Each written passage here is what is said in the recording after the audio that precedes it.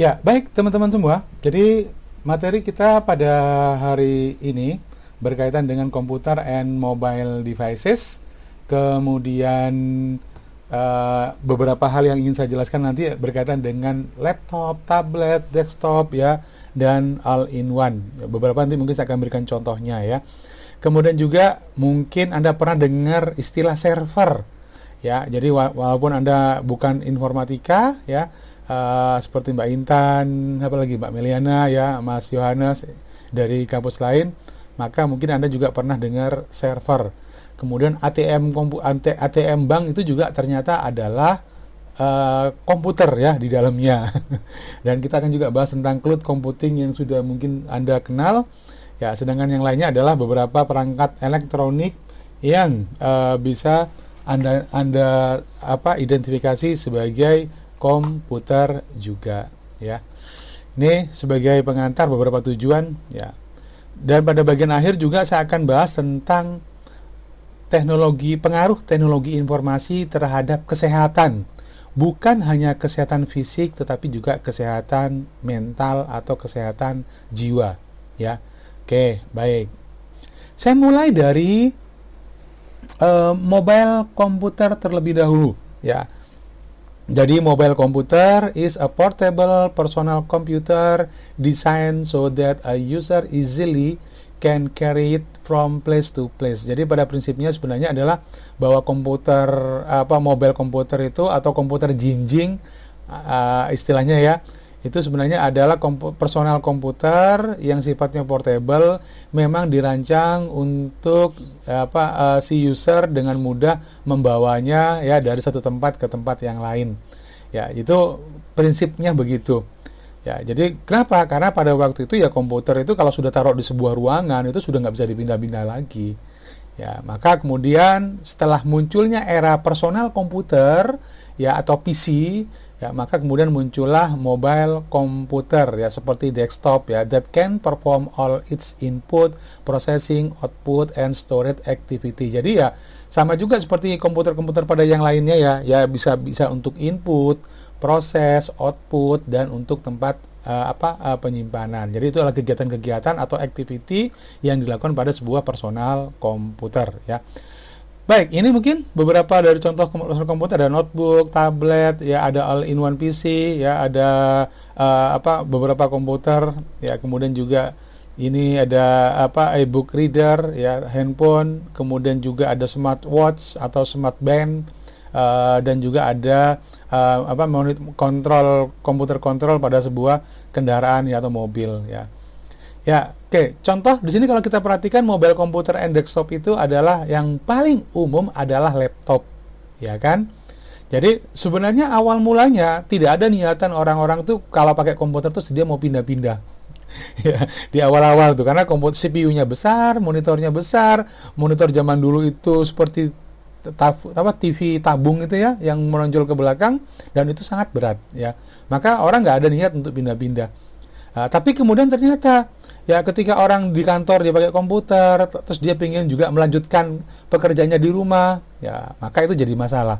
Kenapa? Nggak mungkin dong bawa CPU, bawa monitor berat-berat begitu ke rumah, besoknya lagi dibawa lagi ke kantor, ya atau beli dua aja dah, di rumah ada, di kantor ada, itu juga.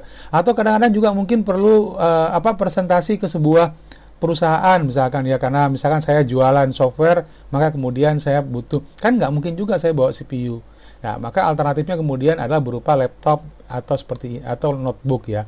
A laptop is called a notebook computer is a thin ya lightweight mobile computer with a screen in its lid and a keyboard in its base ya. Jadi kalau Anda perhatikan bahwa laptop itu atau notebook ya istilah lainnya itu ada bagian atasnya itu penutupnya itu ada layar monitornya ya, screen-nya, kemudian bagian bawahnya ada keyboardnya. Maka prosesornya, memorinya, ya dan seterusnya itu ada di sini.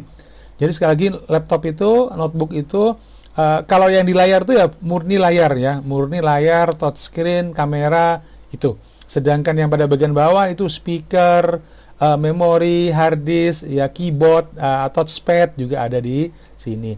Nah perlu Anda bandingkan, Pak, laptop itu kan ada yang tebal dan ada yang tipis, Pak. Iya, oke. Jadi yang konvensional, yang lama-lama biasanya dia pakai hard disk, kemudian juga dia pakai VGA, sehingga kemudian bagian bawah atau base-nya itu menjadi tebal. Ya, sedangkan trennya sekarang, kalau Anda perhatikan, notebook itu adalah yang model ultra thin. Ya, kalau yang tradisional laptop itu ya beratnya sekitar 2 kilo, 2,5 kilo lah ya. Bahkan laptop pertama saya yang saya gunakan tahun 2003, merek Toshiba, itu beratnya sekitar 3,5 kilo. 3,5 kilo. Apa yang berat? Yang berat adalah baterainya, chargernya ya. Itu sebenarnya sama seperti laptop-laptop sekarang seperti MSI yang dipakai biasanya untuk game ya.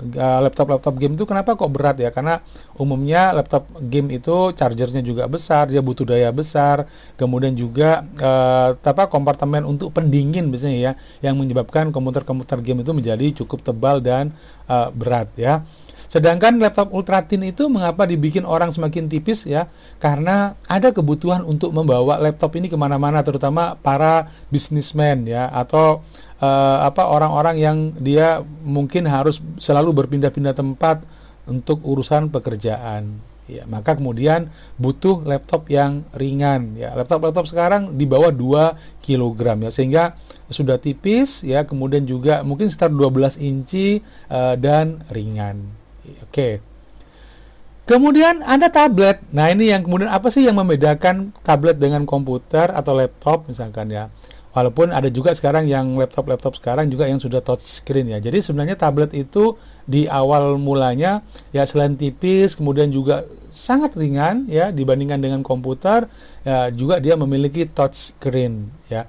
Jadi touch screen ini yang membedakan dengan dengan laptop ataupun notebook. Kemudian juga dia tidak, karena dia touchscreen, maka kemudian keyboardnya dia bisa menggunakan dalam bentuk virtual keyboard atau touchscreen keyboard. Ya, maka kalau ada sih tablet-tablet yang kemudian dia nempel ada keyboardnya, biasanya itu bisa dilepas ya, sifatnya magnetic keyboard cover misalkan ya, dia juga bisa dilepas. Ya, kemudian ada tempat untuk senderannya ya, atau slide tablet instant ya, dan ada stylus yang biasanya digunakan untuk semacam bolpen yang bisa untuk coret-coret atau menggambar.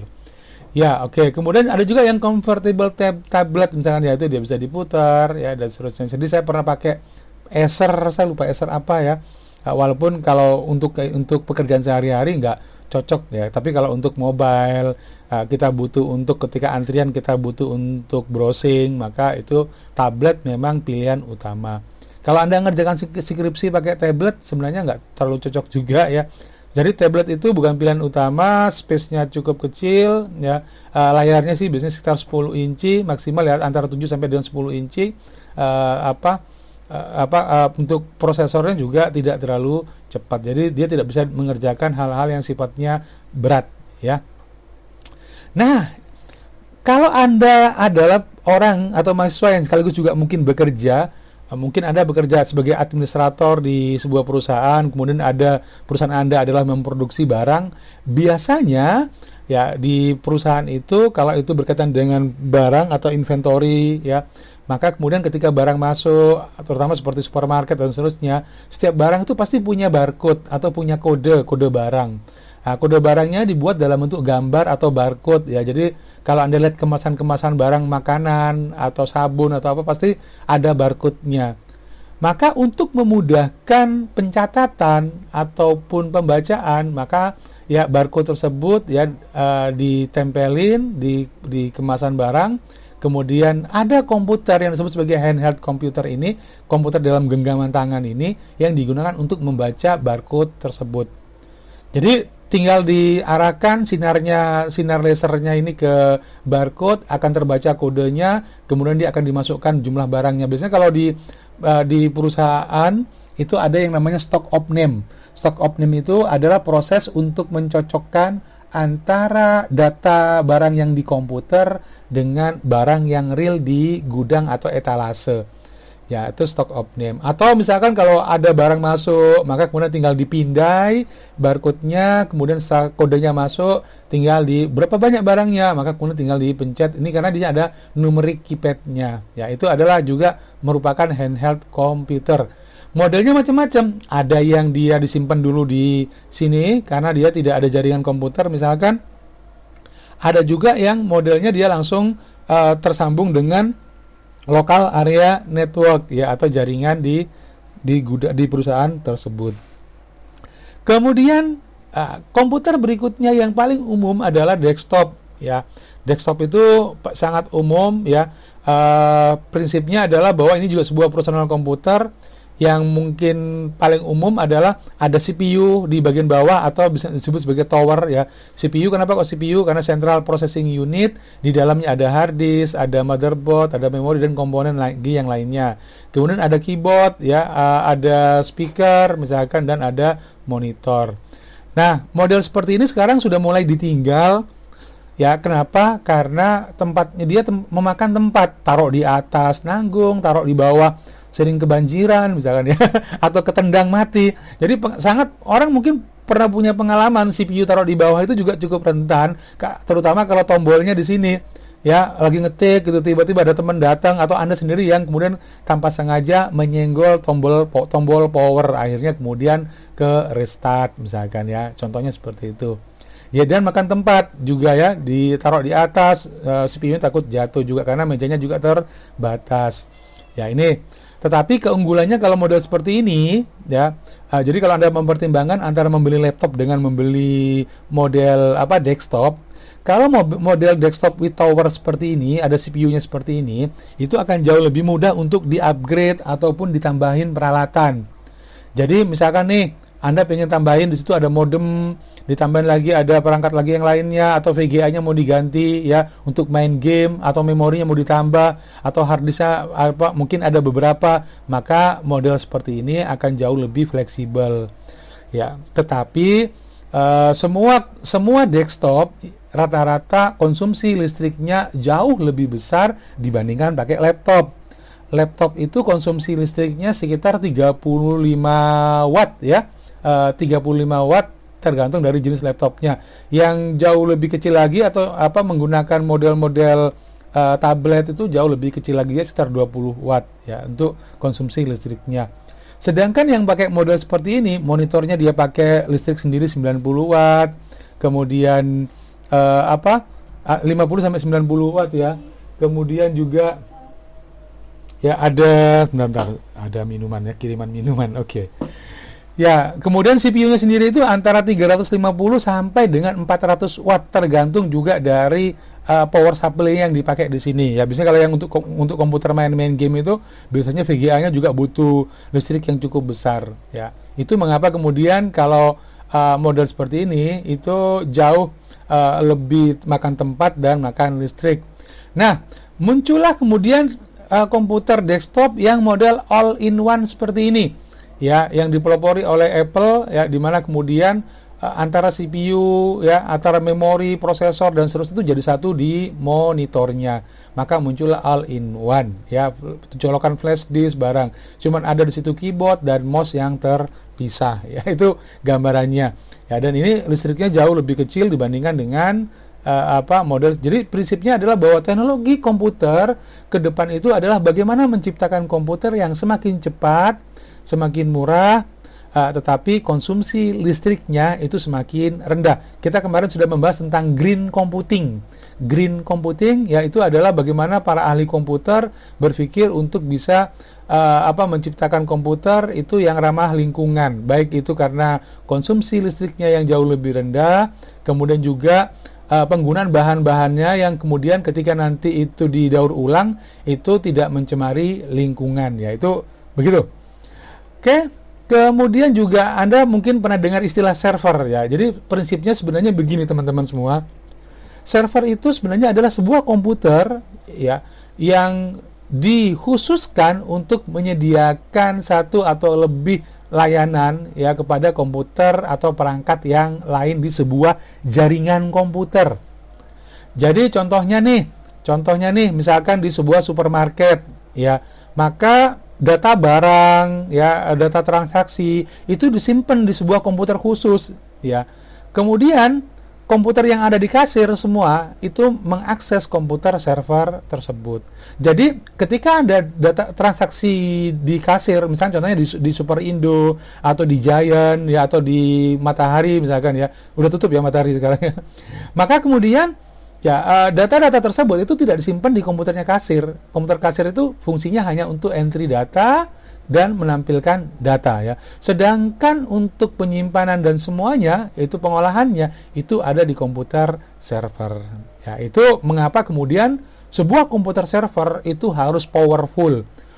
Kapasitasnya besar, ya, harddisknya besar, cepat ya, dan tidak mudah panas misalkan ya. Kalaupun panas misalkan bisa dikasih kompres ya. Biasanya pakai AC yang cukup dingin biasanya ruang server itu. Nah, jenis-jenisnya kalau yang mungkin paling umum adalah tower server. Tower server itu seperti CPU biasa, mungkin di lab komputer yang pernah Anda temui atau di kantor-kantor ya. Sedangkan server yang powerful lagi yang lainnya adalah yang modelnya rack seperti ini. Kenapa? Karena kita bisa tambahkan jadi ada semacam grid gitu ya. Beberapa server itu bisa beberapa komputer seperti ini. Atau kita juga bisa nambahkan hard disk misalkan ya, kalau misalkan, atau seperti blade server chassis seperti ini ya. Jadi hard disknya kayaknya perlu ditambah nih gitu ya. Itu bisa juga model seperti ini. Nah, server sendiri ada banyak kegunaan ada banyak fungsinya ya, atau penggunaannya. Jadi ada yang digunakan untuk application server ya. Jadi itu untuk menyimpan dan menjalankan aplikasi. Ya, jadi aplikasi itu tidak perlu ditaruh di masing-masing komputer, tapi ditaruh sebuah server khusus, kemudian masing-masing komputer itu tinggal memanggil atau menjalankan aplikasi tersebut. Ya, jadi itu keuntungannya ya kalau pakai application server. Jadi, bayangkan di sebuah kantor ya, ada satu komputer yang digunakan sebagai application server. Maka kemudian aplikasi apa yang dibutuhkan untuk dijalankan itu tidak perlu diinstal atau tidak perlu dikopikan ke komputer si user. Cukup kemudian dia masuk ke jaringan, kemudian dia mengakses aplikasi yang ada di server dan bisa dijalankan. Itu ya fungsinya. Ada juga backup server. Ini penting sekali. Sebuah perusahaan atau sebuah enterprise ya, seperti kampus atau sekolah ya, atau lembaga apa gitu, maka kemudian butuh juga untuk membackup server. Kenapa? Karena bisa saja misalkan aplikasinya rusak, sehingga kemudian dia bisa merestore dari backup server ini. Atau Anda mungkin tahu yang namanya database server. Jadi database server itu adalah sebuah server komputer server yang digunakan untuk menyimpan ya dan menyediakan akses ke sebuah database. Jadi database contohnya nih di sebuah kampus, database-nya kan ada database mahasiswa, nama mahasiswa ya, kemudian juga ada data dosen, ada data kurikulum, daftar mata kuliah, ada mahasiswa mengambil mata kuliah apa, diajar oleh dosen siapa, kemudian nilainya apa, itu semua adalah transaksi, atau mahasiswa ini sudah bayar atau tidak, itu adalah bagian dari database. Maka jangan sampai kemudian misalkan database-nya rusak, atau kena hack, atau kena virus, ya, maka kemudian dibutuhkan juga backup server supaya kemudian itu bisa dipakai untuk mengembalikan data yang rusak tersebut. Sebenarnya ada lagi istilah lagi yang lain selain backup server, yaitu mirror server. Mirror itu kan cermin kan. Kalau backup server itu dia hanya membackup data saja, tapi kalau mirror server, ketika sebuah server rusak, dia akan langsung menggantikan secara otomatis. Itu bedanya ya. Oke, baik. Kemudian ada domain server, saya tidak akan jelaskan satu persatu, mungkin yang bagian terakhir aja ya. Yang game server juga, kalau Anda yang mungkin senang main game, Dota dan seterusnya, pasti ada juga yang Anda paham tentang game server, atau PUBG ya, atau apalagi ya, yang lainnya, Mobile Legend ya. Itu juga semuanya adalah ada servernya ya, ada servernya. Baik. Nah, ada juga web server. Jadi kemarin sempat saya sampaikan pada Anda berkaitan dengan hosting kan. Kalau saya mau bikin website, Pak, kira-kira datanya disimpan di mana? Maka data Anda akan disimpan, atau web page Anda akan disimpan di yang namanya web server. Tetapi kalau Anda nggak punya web server sendiri, maka Anda bisa hosting atau bisa bayar. Anda masih ingat kemarin berapa bayarnya setahun, ya Anda domainnya sendiri sekitar 160.000 sampai dengan 190.000 ya untuk domain name ya. Domain name misalkan seperti wakanda.com ya, atau misalkan akupadamu.com itu ada misalnya nama website ya. Kemudian hostingnya sendiri. Nah, itu baru ya, hosting itu adalah sebenarnya adalah menitipkan data kita yang bisa diakses di sebuah website ya, itu sebagai web server. Baik, server juga ada yang sifatnya virtualisasi. Jadi begini teman-teman, Pak, kalau saya punya server satu nih, ternyata nggak kuat Pak kalau dipakai untuk melayani akses. Kenapa? Karena saking banyaknya penggunanya. Maka supaya cepat gimana? Supaya cepat digabungkan beberapa komputer server menjadi satu bagian. Nah, itu yang disebut sebagai virtualisasi. Jadi, virtualization is the practice of sharing or pooling computing resources such as server and storage devices. Jadi sama seperti kalau YouTube. YouTube itu dia nggak pakai satu komputer. Dia punya banyak server yang digabung-gabungkan sehingga kemudian tempat penyimpanannya itu menjadi besar. Nah, itu yang disebut sebagai virtualization ya. Jadi server virtualization uses software.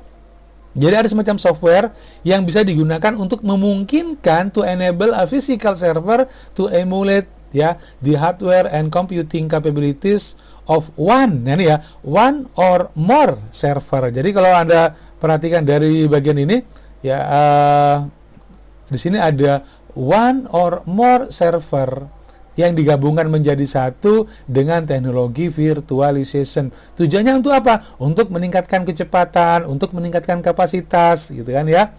Kemudian itu yang kemudian muncullah istilah server farm ya. Server farm itu adalah beberapa server ya yang kemudian mereka bersama-sama di satu tempat ya dalam sebuah jaringan. Baik, saya akan contohkan, nanti ada gambarnya nggak di sini. Nah, ini contohnya. Ya, ini juga server farm sebenarnya. Ya, tapi kalau Anda pengen lihat gimana sih Pak punyanya Google? Mungkin kalau ada yang pernah tahu server farmnya Google itu, ya server farm Google atau YouTube ya. Ya, saya pakai punya Google aja. Jadi Google yang mesin pencari ini yang dia dipakai juga untuk email, ya Google kan ada yang melayani email, melayani Google Meet, melayani dia itu punya server yang seperti ini. Jadi bayangkan Google Data Center itu besarnya pabrik itu ya. Jadi kalau Anda paham pabrik, ini nih pabrik ini. Ya, mudah-mudahan Anda bisa lihat ini gambarnya. Ya, oke. Jadi dia punya pembangkit listrik sendiri. Kenapa? Dia nggak mau tergantung pada PLN. PLN sering mati-mati, Pak. Paling nyala sebentar, mati lagi, gitu kan. Nah, tapi kalau Google itu dia nggak mau tergantung. Dia punya pembangkit listrik sendiri di tenaga angin, ya. Kemudian juga dia punya gedung-gedung seperti ini, semacam kayak pabrik itu, ya, yang isinya adalah komputer seperti ini. Nah, ini komputernya. Komputernya seperti itu. Ya, ini komputernya. Ini punyanya data centernya Google ini.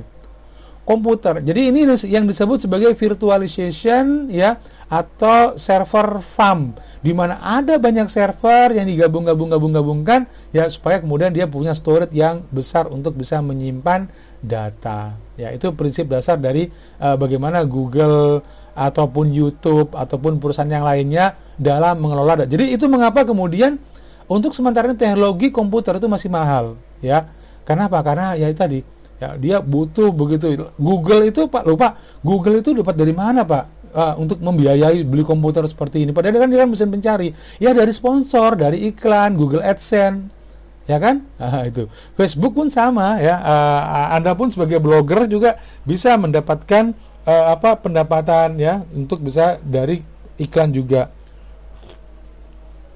Baik, saya akan kembali lagi ke slide kita ya. Maka kemudian istilah berikutnya adalah ada yang namanya mainframe. Nah, ini mainframe. Mainframe itu adalah komputer yang besar ya. Jadi kalau tadi itu server komputer itu banyak, jadiin satu jadi server farm. Tapi kalau pada mainframe nggak demikian. Jadi mainframe itu komputer server ya, besar, mahal, powerful ya, dan dia bisa melayani. Kalau dia sebagai server, dia bisa melayani 100 or 1000 hundred, bisa ratusan bahkan ribuan koneksi ya user yang akses ke komputer ini. Jadi ini sangat dibutuhkan. Kenapa? Nggak mungkin pakai CPU biasa atau pakai notebook untuk bisa menjadi web server misalkan. Maka dibutuhkan komputer yang handal ya, yang jauh lebih cepat dan punya kapasitas yang besar. Sedangkan ada komputer yang sebenarnya komputer ini nggak butuh powerful, nggak butuh cepat, nggak butuh harddisknya besar, tidak butuh juga prosesor besar. Kenapa? Karena dia hanya sebagai terminal. Prinsip dari terminal itu sebenarnya adalah ya limited processing power. Jadi dia terminal itu sebenarnya adalah sebuah komputer yang memiliki keterbatasan dalam pengolahan. Kenapa? Dia hanya butuh untuk bisa mengirimkan data dan menerima informasi dari server atau host komputer. Jadi terminal itu pada prinsipnya sebenarnya adalah komputer sederhana, ya dia hanya bisa mengirim data atau menerima data, tapi tidak dipakai untuk mengolah data secara khusus. Ya, jadi kalau Anda pakai terminal komputer ini, dia nggak butuh untuk ngetik, nggak butuh untuk pakai Photoshop misalkan ya, atau pengolahan lagi yang lainnya, karena sifatnya dia hanya untuk input data ya dan untuk bisa menampilkan data. Juga biasanya ada a thin client ya. Thin client itu juga sebenarnya adalah terminal ya, yang dia tampak seperti komputer desktop tetapi dia punya keterbatasan ya, baik itu kemampuan maupun komponen. Jadi prinsipnya bahwa terminal itu pokoknya komputer kelas bawah lah ya, secara kemampuan. Kenapa? Karena sekali lagi bahwa dia tidak dibutuhkan untuk kecepatan tinggi ataupun prosesor yang cepat ya.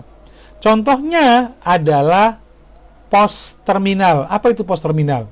POS terminal itu adalah point of sale terminal. Ini adalah komputer kasir. Nah ini nih komputer kasir.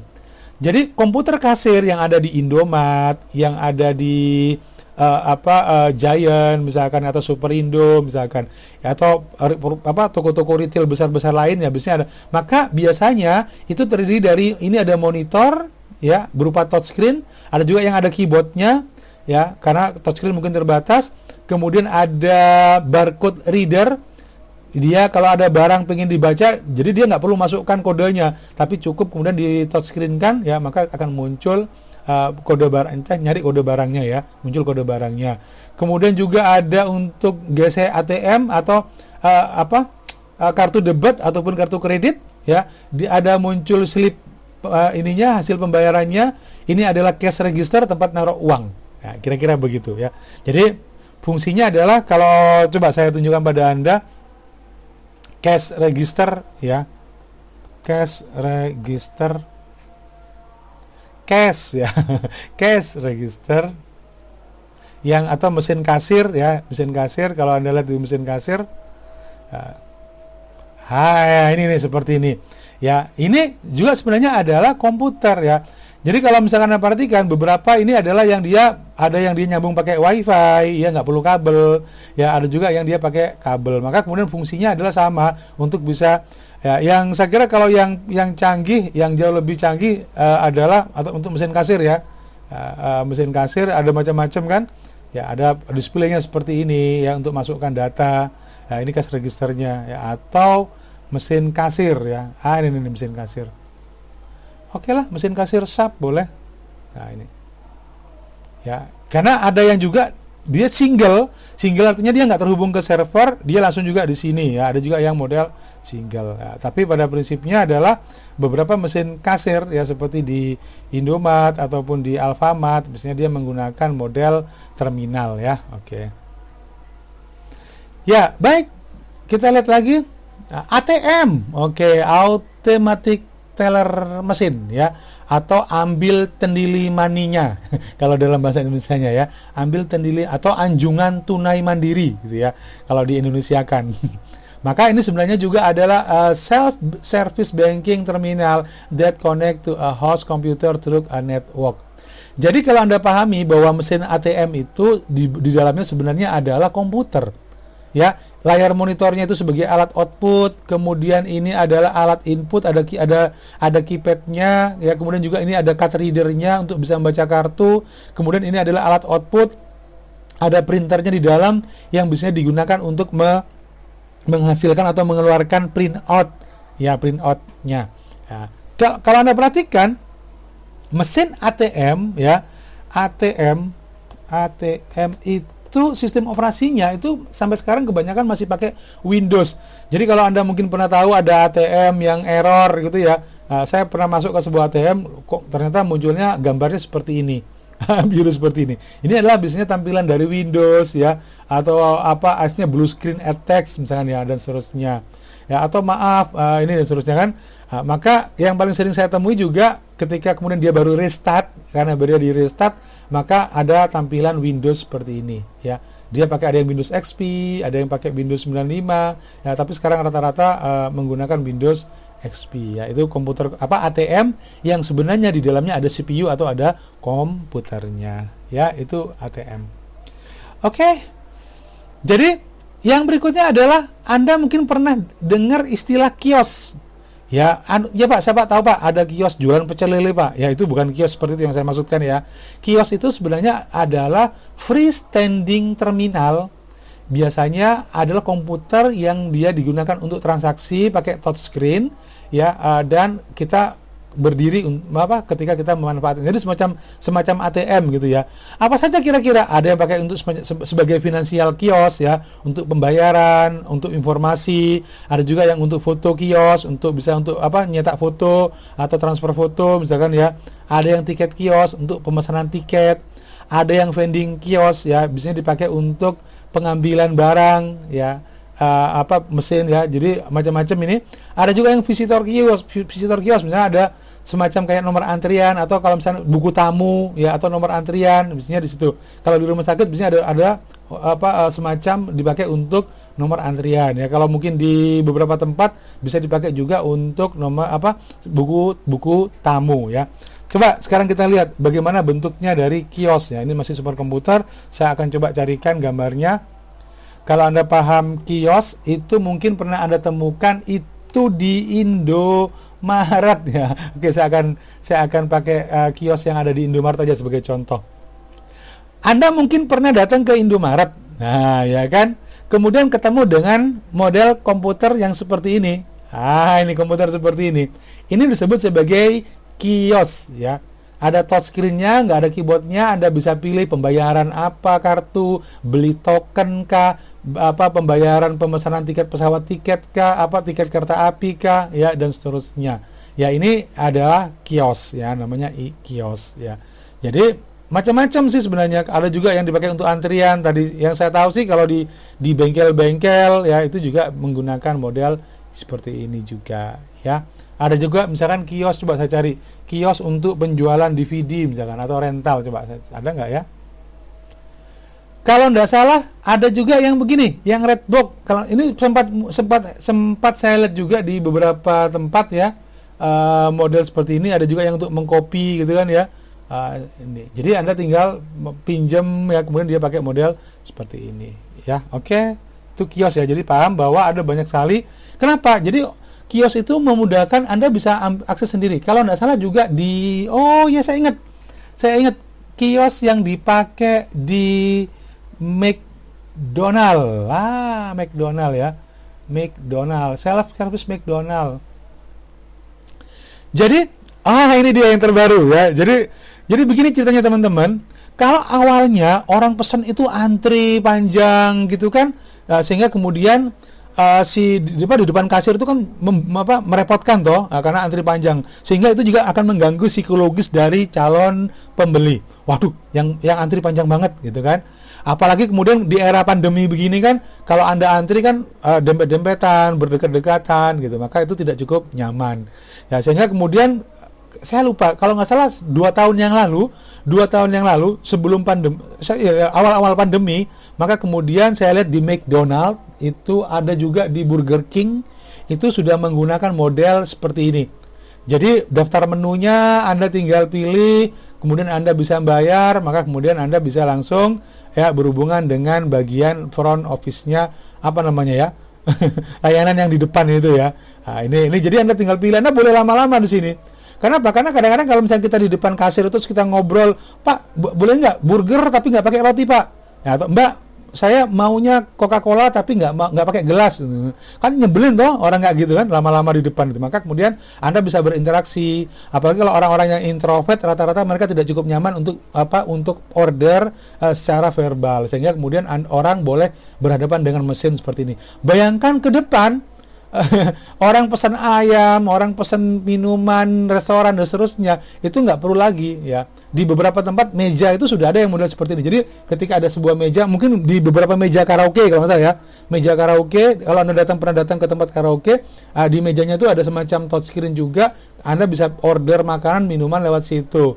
Ya, itu ya. Jadi contoh dari model kios ya, kios. Oke. Yang Burger King saya lupa, ada nggak ya Burger King? Ya, seingat saya sekarang juga sudah mulai, terakhir saya sudah self service Burger King sama juga ya, jadi orang tinggal antri di situ, ada banyak tempat ya.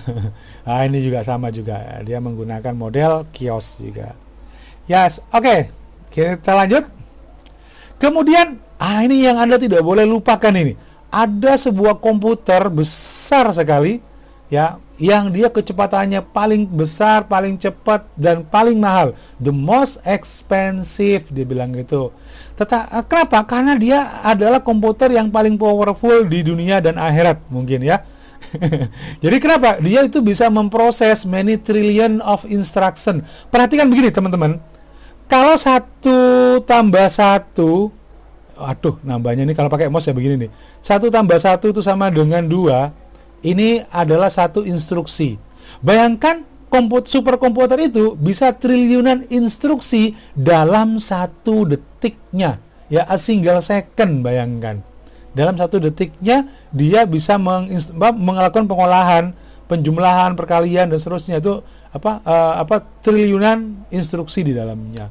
Ya, itu saking cepatnya. Terus untuk apa Pak kira-kira superkomputer itu? Kalau Anda pahami bahwa superkomputer itu karena dia itu begitu dibutuhkan untuk kecepatannya, maka superkomputer salah ketik ya, oke lah, nanti biar kok user sih, uses, saya mau ngetik user, keliru uses. Oke. Superkomputer, nah ini nih. Baik, kalau Anda perhatikan, superkomputer itu paling banyak digunakan untuk testing mathematical model for complex physical phenomena or design. Jadi kalau untuk desain pesawat terbang ataupun pokoknya perhitungan matematika yang begitu kompleks, untuk peramalan cuaca, ya, untuk peramalan iklim misalkan, atau evolusi dari kosmos misalkan, atau juga untuk senjata nuklir atau reaktor, ya, atau juga untuk mungkin uji coba secara kimia ya, baik itu untuk farmasi atau yang lainnya, maka itu membutuhkan komputer yang sangat cepat. Maka dibuatlah yang namanya superkomputer ya. Jadi superkomputer juga biasanya dipakai juga untuk render film ya, animation. Coba saya ingin lihat, ada nggak sih Disney? Ini kan Anda paham, film-film seperti Avatar, film-film apa lagi ya, pokoknya yang film-film animasi, ya, film-film animasi seperti, saya lupa, yang cowboy itu, yang animasi lucu juga, atau Nemo, ya, atau semua produksi Disney, ya, itu semuanya, atau Big Hero 6 misalkan, semua itu menggunakan superkomputer. Kenapa? Karena untuk bisa menghasilkan gambar animasi, itu dibutuhkan proses yang cukup kompleks, cukup rumit, ya, supaya gambarnya besar dan kualitasnya bagus. Itu saja bisa berbulan-bulan loh pakai superkomputer. Jadi 6 sampai setahun itu untuk bisa merender ya, atau membentuk sebuah film ya, dengan menggunakan menggunakan superkomputer ya. Coba ini nih, contoh seperti ini. Ya, ini semua menggunakan superkomputer untuk pembuatannya. Film Pixar ya, render, coba saya tanya, karena Pixar ini banyak sekali ya yang superkomputer. Pixar ini nih, rendering, the science behind Pixar. Kalau Pixar itu dia menggunakan basically a superkomputer composed 200 machine ya, and 24,000 core. Jadi bayangkan dia itu menggunakan 2000 komputer ya, kalau aslinya ya, dan 24.000 prosesor superkomputer yang dipakai oleh Pixar untuk bisa membuat film-film animasi. Itu ceritanya ya. Jadi mengapa kemudian superkomputer itu menjadi begitu penting. Nah, yang berikutnya adalah kita bahas tentang cloud computing. Apa itu cloud computing, Pak? Kok kayaknya bahasa Indonesia sih komputasi awan. Anda sebenarnya sudah menggunakan ini sebenarnya ya, cloud computing itu. Apa contohnya? Begini teman-teman. Kalau dulu orang mau nyetel film atau mau nyetel musik itu di-download dulu. Saya nih pengen nyetel musik ini, maka saya download dulu MP3-nya, baru kemudian saya setel di komputer saya. Atau kalau ada film di sebuah website, saya download dulu, baru kemudian saya jalankan di komputer saya. Artinya filenya itu ada di komputer dan prosesnya juga ada di komputer saya. Kalau pada cloud computing, resource maupun servisnya itu dilakukan via internet. Sekali lagi bahwa ini adalah internet fokusnya. Anda kalau nyetel video di YouTube, kira-kira Anda download dulu atau langsung setel? Pasti langsung setel kan? Karena filenya ada di servernya YouTube. Dan ketika dia putar oleh Anda, maka dia akan langsung di-streamingkan datanya. Itu yang disebut sebagai cloud computing.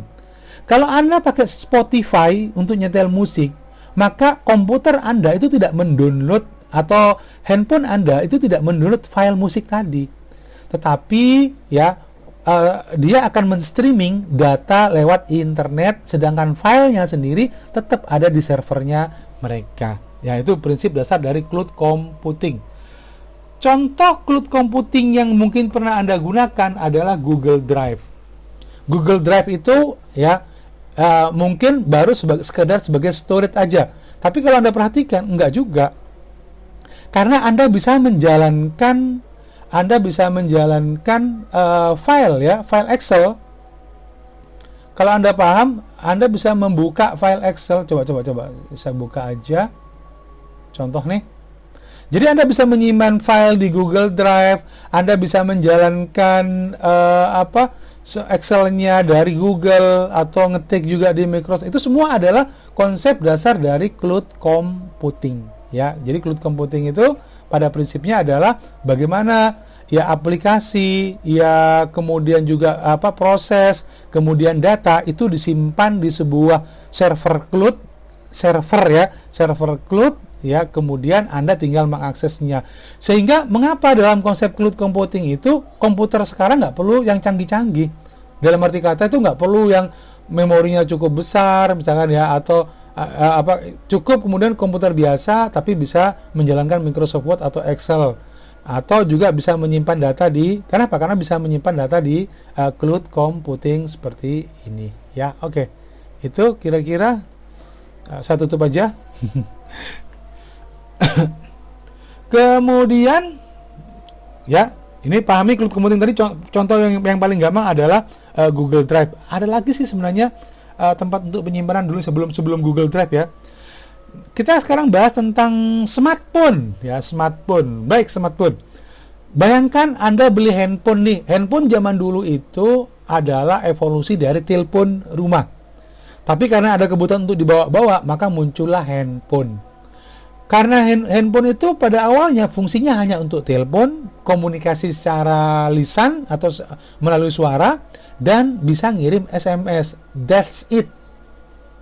Ya, that's all ya. Tetapi bayangkan setelah adanya smartphone ya, teknologi komputer masuk di telepon, maka telepon bukan hanya sekedar untuk alat komunikasi, tetapi juga alat informasi. Ya, mengubah data menjadi informasi dan juga bisa mendistribusikan informasi. Maka Anda perhatikan, Anda beli smartphone, bonusnya ada kalender, ada bonus address book, ada bonus kalkulator, ada bonus buku catatan, ada bonus game, ada bonus browser, dan banyak aplikasi yang lainnya. Anda beli handphone dapat bonus kompas, ya kan? Ada bonus alarm, jadwal sholat, Alkitab, ya, atau Bible, Al-Quran, ya tinggal di download dan diinstal. Sehingga dalam satu handphone itu bisa isinya buku, Alkitab, Al-Quran, film bokep, tergantung dari orangnya tentunya ya. Tapi prinsipnya adalah kalau Anda perhatikan bahwa mobile device itu ya, atau peralatan bergerak itu luar biasa Jumlah pengguna handphone jauh lebih banyak dibandingkan dengan jumlah pengguna komputer. Kenapa? Jumlah pengguna internet itu hampir sekitar 200 orang ya secara data statistik, maka 60%-nya adalah pengguna handphone. Saya punya channel YouTube, kalau saya analisis yang banyak mengakses YouTube itu bukan dari PC, tapi kebanyakan adalah dari handphone. Ya, orang iseng sambil nunggu, nggak bisa tidur, ya pasti buka YouTube, nyetel video. Kira-kira begitu. Lagi seneng ya, nyari musik-musik, nyetel video, gitu kan? Ya. Jadi ada banyak sekali model dari smartphone, tapi pada prinsipnya adalah bahwa smartphone itu berkembang karena adanya touchscreen. Touchscreen, hampir semua smartphone sekarang itu menggunakan touchscreen. Walaupun ada beberapa yang masih menggunakan model klasik. Kenapa? Orang-orang tua itu kalau dikasih Android, smartphone Android yang pakai touchscreen itu mereka nggak mau. Ya, banyak sekali orang-orang tua yang pun ada, enggak, saya mau minta handphone yang lama aja, yang masih pakai keypad. Kenapa? Karena butuhnya itu cuma bisa telepon doang ya. Ya, jadi ada ibu saya juga di rumah juga gitu. Dibeliin, bapak saya juga dulu gitu ya, almarhum. Jadi dibelikan handphone, maunya sih anak-anak mau dibelikan handphone yang agak bagusan gitu kan. Tetapi nggak mau, repot. Jadi orang-orang tua memang susah ya kalau harus dia beradaptasi dengan teknologi yang baru. Sehingga kemudian ya sampai sekarang ya handphonenya ya masih pakai Nokia. Ya kalau nggak Nokia nggak bisa katanya. Jadi pokoknya harus pakai Nokia yang lama itu ya. Baik. Kemudian kita lihat sekarang. Ini keyboardnya adalah dalam bentuk on screen, ya kan? Kalau Anda klik, Anda ngetik teks, maka keyboardnya akan muncul. Ada juga yang pakai swipe keyboard, ya, yang Anda tinggal geser-geser aja, gitu kan? Itu juga swipe keyboard. Ada juga mini keyboard. Ini adalah mini keyboard. Kalau Anda paham, ini adalah BlackBerry. Ya, BlackBerry itu dulu 2/3-nya adalah layar, 1/3-nya adalah keyboard. Keyboardnya kecil-kecil. Saya juga dulu pernah punya keyboard BlackBerry seperti ini. Ya, dapat dari hadiah lomba nulis. Maka kemudian apa yang terjadi? Ya, saya coba ini, ternyata sering kali salah ngetik ya, karena tombolnya kecil-kecil dan jari saya jempol semua. Ya, sehingga kemudian sering kali salah ketik ya. Nih, atau juga model yang lebih lama lagi, huruf A, B, C, D-nya nggak ada seperti ini. Ini kan QWERTY. Ini QWERTY itu artinya keyboardnya lengkap dari A sampai dengan Z angka 1, 2, 3. Tapi kalau yang model keypad enggak. Ya, huruf A itu bisa Anda tekan sekali pada keyboardnya, pada tombol touch-nya ya. Kalau kemudian Anda mau huruf B, maka klik 2 kali pada tombol yang sama. Huruf C tekan 3 kali. Itu disebut sebagai keypad ya. Itu gambaran dari betapa kita dulu menggunakan model seperti ini ya. ABCD-nya itu menggunakan penekanan tombol berulang-ulang. Ada juga yang slide out keyboard seperti ini. Kalau salah ini yang awal mulanya yang paling canggih pada waktu itu adalah Nokia Communicator. Nokia Communicator itu ya adalah smartphone pertama yang dia connect ke internet ya, dan bisa browsing. Dan dia menggunakan keyboard ya yang dilipat, tapi ini kan geser. Tapi kalau Nokia Communicator itu modelnya dilipat. Ya, Nokia Communicator. Kalau coba saya coba tunjukkan ya. Kalau Anda penasaran, Nokia Communicator ya, ini cukup menarik juga ya, karena ini ada evolusinya. Ini dia ya. Ini yang model lama. Ini ada model ini, warnanya layarnya juga masih ada yang hitam putih ya. Ini Nokia Communicator itu luar biasa. Ini masuk handphone legenda ya. Kalau Anda ini bisa dilipat jadinya seperti ini ya. Ketika dibuka dia jadi ada keyboardnya di bawahnya. Orang dulu bisnisnya yang pakai ini pengusaha lah ya. Kalau nggak pengusaha atau orang biasa, tapi biasanya dia belinya bekas. Ya, itu aja. Ada juga yang keyboard seperti ini. Ada handphone, kemudian keyboardnya tambahan seperti ini. Kenapa sih kok iseng banget nambahin keyboard seperti ini?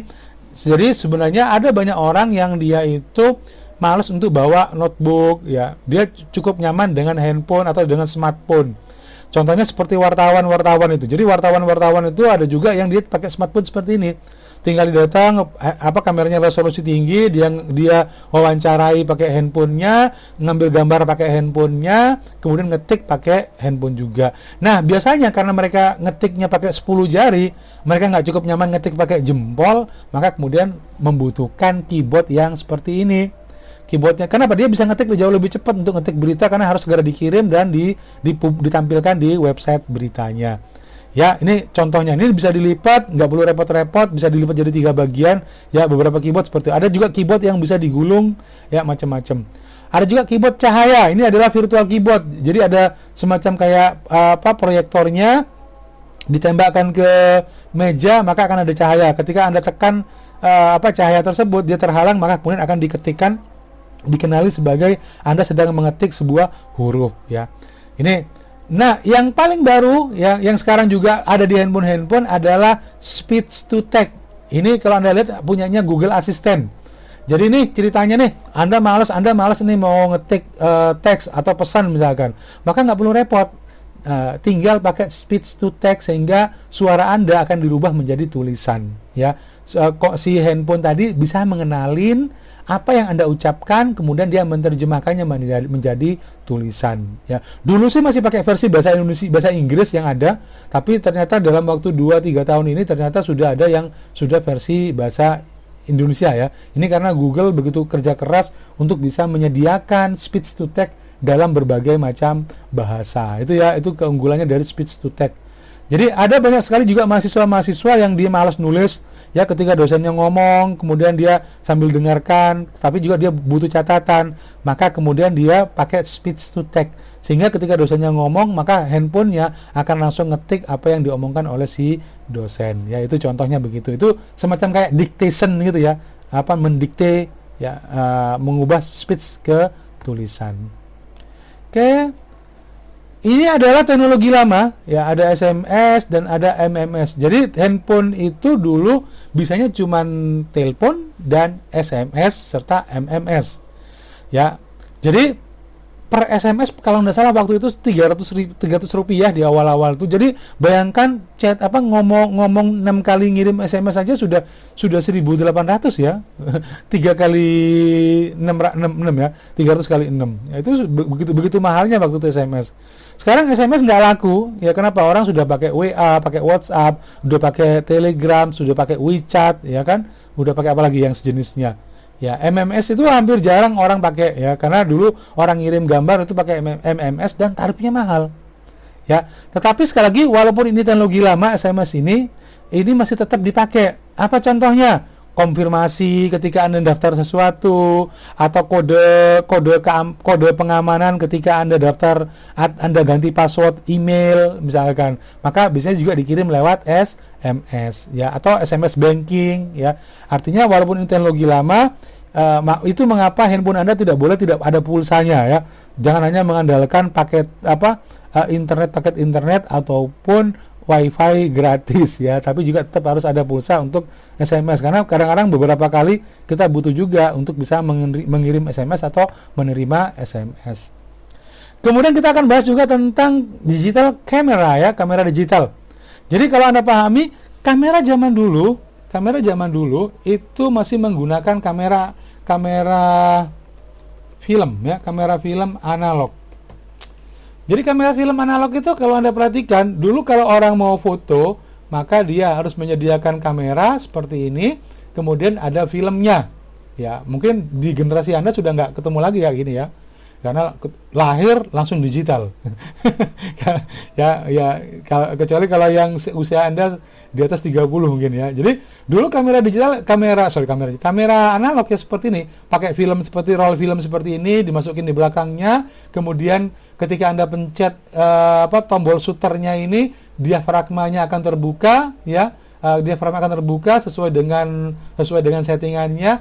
Film yang ada di belakangnya itu akan terbakar, terkena cahaya, kemudian diafragma menutup, ya. Kemudian ketika sudah habis semua, bisa dicuci cetak, ya, di studio film, ya, dengan cairan tertentu, kemudian dicetak di permukaan cahaya ke kertas, ya, maka jadilah foto.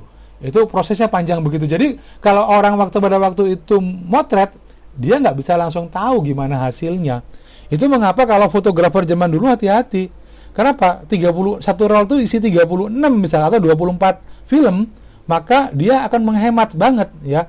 Jangan sampai ada yang mungkin tidak fokus atau miring atau dan seterusnya, ya, sesuai dengan tujuannya. Tapi bandingkan dengan kamera digital yang sekarang, ya, kamera digital sekarang itu luar biasa, ya, terutama yang DSLR ya, DSLR Insight. Coba nanti kita lihat Insight-nya, ya, oke, Insight. Jadi banyak sekali model-model kamera digital ya. Wah, ini luar biasa, ada SLR, ada apa mirrorless ya, ada juga yang bisa untuk ngevlog, YouTuber gitu kan. Nah, ini tinggal pasang lensanya, ada juga yang fix lensa, ada yang apa viewfindernya ini bisa dibalik ya, dan seterusnya. Jadi kalau Anda perhatikan bahwa kamera digital ya seperti ini model pocket ya, point and shoot kamera, langsung klik, langsung dia nyimpen. Ada juga yang model DLSR seperti ini, digital single lens reflector, yang dia apa lensanya bisa diganti-ganti. Kalau Anda beli handphone sekarang, umumnya handphone itu pasti dipakai dua lensa depan, dua kamera ya, depan dan belakang. Bahkan beberapa handphone sekarang sudah pakai di bagian belakang itu sudah pakai tiga kamera handphone ya, handphone 3 kamera. Oke, kita lihat apa sih fungsinya dari handphone pakai banyak sekali kamera, misalkan ya, seperti ini misalkan. Jadi kalau Anda perhatikan bahwa handphone sekarang dia ada yang pakai 4 kamera. Sebenarnya itu bukan kamera, salah satunya itu adalah sensor untuk menjaga jarak. Jadi kalau zaman dulu kamera handphone seperti ini itu hanya bisa untuk jarak jauh, ketika dia untuk motret jarak dekat atau makro misalkan ya, maka dia akan susah. Ya, maka kemudian beberapa handphone dia punya inisiatif jarak jauh, jarak dekat, atau resolusi tinggi misalkan ya, itu bagian gambaran dari betapa, atau ada juga kedalaman dari objek. Jadi kamera-kamera yang sekarang itu bisa mengukur jarak antara posisi kamera dengan objek yang akan difoto. Ya, sehingga kemudian Anda bisa akan melihat efek bokeh pada hasil kamera. Mungkin Anda baru, kalau yang senang fotografi, mungkin Anda akan paham istilah efek bokeh. Efek bokeh itu sebenarnya adalah antara objek foto dengan background ya. Jadi maka fokusnya adalah pada objek fotonya. Backgroundnya itu dibuat menjadi blur, sedangkan objeknya itu menjadi jauh lebih terang. Itu yang disebut sebagai efek bokeh ya. Ya, ini tip membuat efek foto bokeh keren dan menarik. Ya. Kenapa? Karena akhirnya orang jauh lebih menarik, dan sedangkan backgroundnya itu menjadi blur ya, menjadi tidak jelas. Itu efek bokeh. Baik teman-teman, bagaimana cara kerja dari kamera digital? Jadi kamera digital itu sebenarnya sama seperti kamera analog ya. Pada prinsipnya ada cahaya masuk melalui lensa. Nah, yang membedakan roll film tadi diganti dengan yang namanya charge coupled devices ya, yaitu CCD. CCD itu sebenarnya adalah semacam chip sensor yang dia kalau terkena cahaya maka kemudian dia akan berubah ya, atau dia akan menyimpan efek semacam digital kode digitalnya ya. Maka atau ini disingkat sebagai RGB atau red, green dan blue. Jadi semua gambar yang ditangkap oleh kamera akan disimpan dalam 3 warna itu, yaitu red, green, and blue. Ya, maka kemudian setelah itu dia masuk ke ADC, ya, masuk ke bukan AADC ya, ada apa dengan cinta, ya, ada apa dengan cinta, tapi ini adalah analog to digital converter. Maka kemudian dirubah menjadi digital dan akhirnya kemudian disimpan ke chip memori yang ada di kamera tersebut. Itu prinsip dasar. Jadi ternyata kamera seperti ini juga menggunakan prosesor, ya. Ada juga istilah resolusi, ya. Pahami, kalau kita bicara tentang gambar digital, maka Anda pasti akan bicara tentang yang namanya resolusi kamera misalkan ya. Kalau Anda beli handphone, Anda beli kamera, ya, Anda beli kamera video, maka pasti ada yang namanya resolusi. Kameramu resolusinya berapa? Gitu kan pertanyaannya. 12 MP. MP itu apa? MP itu singkatan dari megapiksel. Ini contohnya 12,1 MP, ya, ada 16,2 MP, ada 24,3 MP. Itu singkatan dari megapiksel. Nah, megapiksel itu apa? Jadi kalau Anda paham bahwa ada kilo itu 1000, mega itu 1.000.000 ya, dan seterusnya. Kilo, mega, giga, tera ya, dan seterusnya. Itu adalah satuan-satuan kapasitas yang ada di istilah di komputer ya. Nah, maka itu akan menentukan berapa ukurannya. Jadi sebenarnya pada prinsipnya ketika kita bicara tentang gambar, maka satu titik, nah nih, satu titik yang menyusun sebuah gambar itu disebut sebagai piksel ya. Semakin besar resolusi, maka gambarnya akan semakin halus dan semakin bagus. Itu mengapa kalau Anda beli handphone, maka umumnya ya, atau kamera, semakin besar ya resolusinya ya. Sekarang kalau misalnya resolusi dari beberapa kamera digital itu sudah sampai 36 ke atas ya, 36 megapiksel. Oh, itu besar banget. Kalau Anda pakai 36 megapiksel, Anda cetak banner ukuran 10 kali 10, itu nggak pecah. Saya yakin nggak pecah ya. Jadi saya juga desainer grafis, saya pakai yang sekitar 15 megapiksel aja sudah cukup bagus ya, apalagi yang 30. Ya, ini gambaran dari, tapi ya tadi ya, tergantung juga dari mesin cetaknya juga ya. Oke, jadi ini. Nah, maka kemudian kalau kita bicara tentang resolusi adalah berapa jumlah piksel horizontal dikalikan dengan jumlah piksel vertikalnya. Ya, itu disebut sebagai resolusi. Contoh nih, handphone Anda resolusinya berapa? Resolusinya Pak 1280 kali 720 misalkan ya. Itu berarti HD itu ya. Atau high density. Kemudian mobile device lagi yang lainnya adalah portable media player. Biasanya kalau Anda pakai portable media player itu untuk nyetel musik atau untuk nonton video yang singkat ya, video. Tapi kebanyakan sih kalau portable media player seperti ini kebanyakan sih dipakai untuk nyetel musik seperti iPod itu ya, iPod itu untuk iPod Nano. Coba kita lihat iPod. Ini punyanya Apple ya. Ini yang mungkin paling terkenal ya. Ada iPod Shuffle, ada iPod Nano ya. Nah, ini biasanya dipakai untuk seperti ini. Jadi ini bukan handphone sebenarnya ya. Ini adalah iPod yang biasanya dipakai sebagai ini adalah media player sebenarnya. Ada juga yang model seperti ini. Nah, ini untuk geser-geser kiri kanan musik dan seterusnya, menunya, nampilin menunya di sini untuk bisa nyetel musik ya. Kapasitasnya ada 16 GB, 32 GB ya, sehingga Anda bisa download ataupun nyetel musik di media player ya, seperti ini.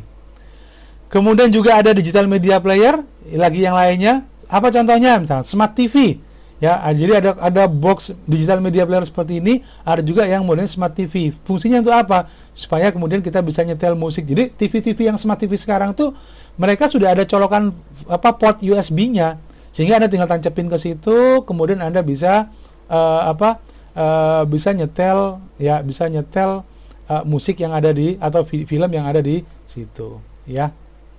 Kemudian ada e-book reader ya, biasanya mereknya Kindle seperti ini. Jadi di sekolah-sekolah di Amerika itu sudah cukup lama mereka murid-murid itu pakai e-book reader ya, atau Kindle istilahnya.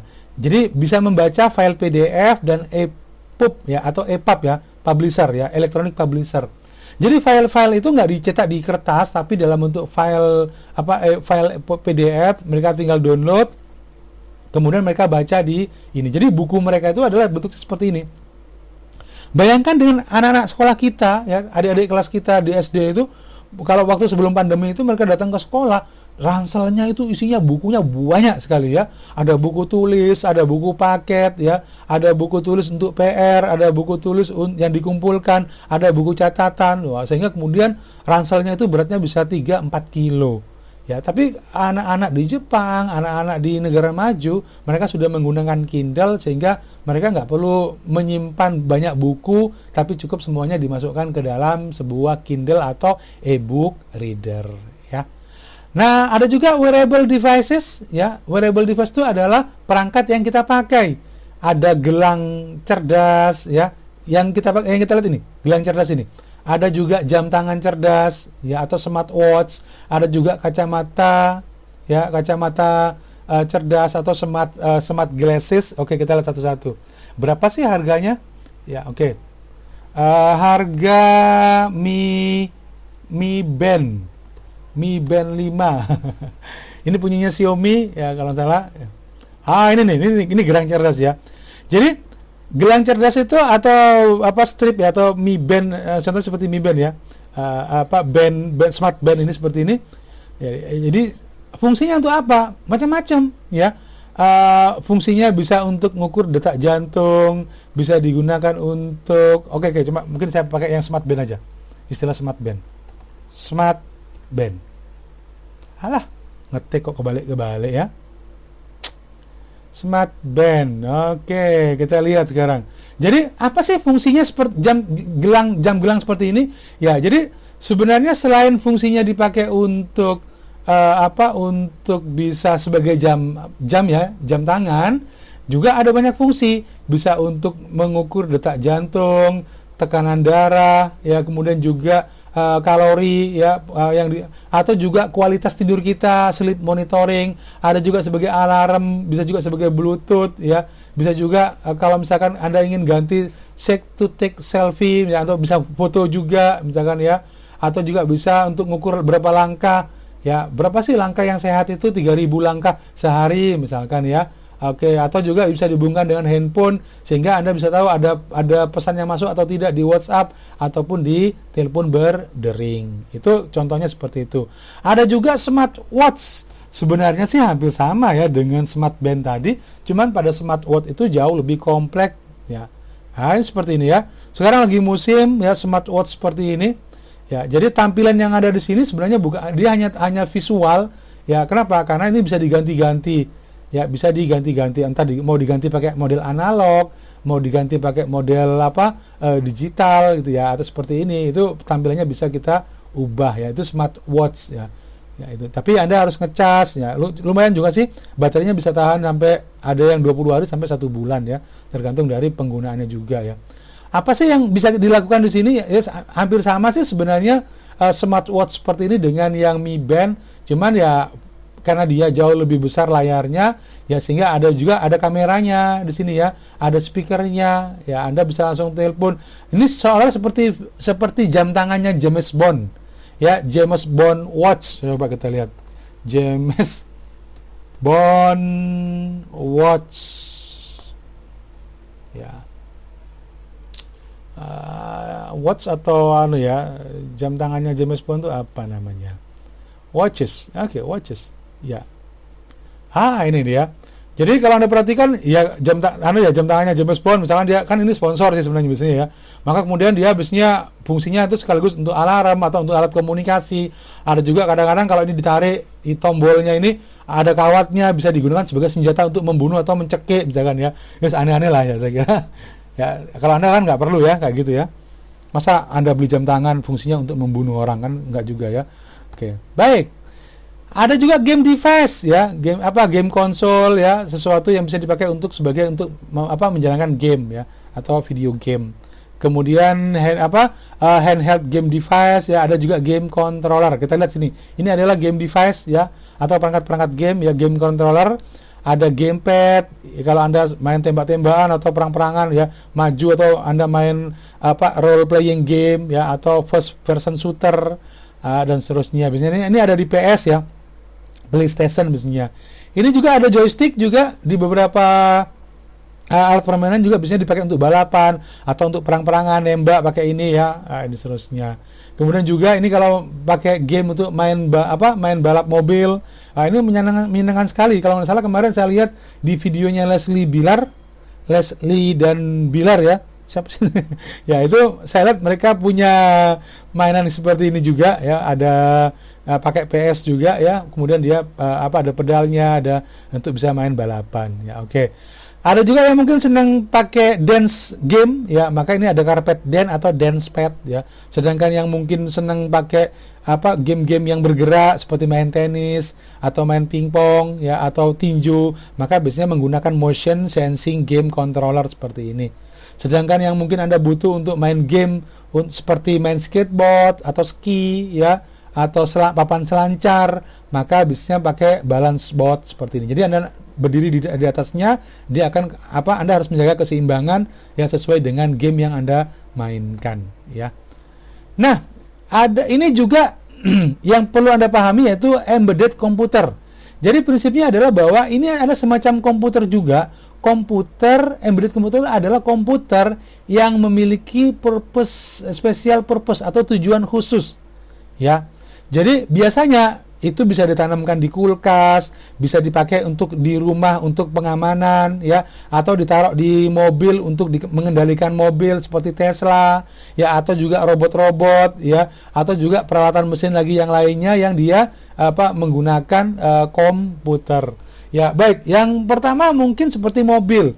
Mobil-mobil teknologi terbaru mereka menggunakan komputer untuk bisa mengontrol keamanan, untuk bisa mengontrol airbag itu kapan dia harus mengembang atau tidak. Dia juga bisa melihat apakah kinerja dari mesin itu bagus atau tidak, ya kan?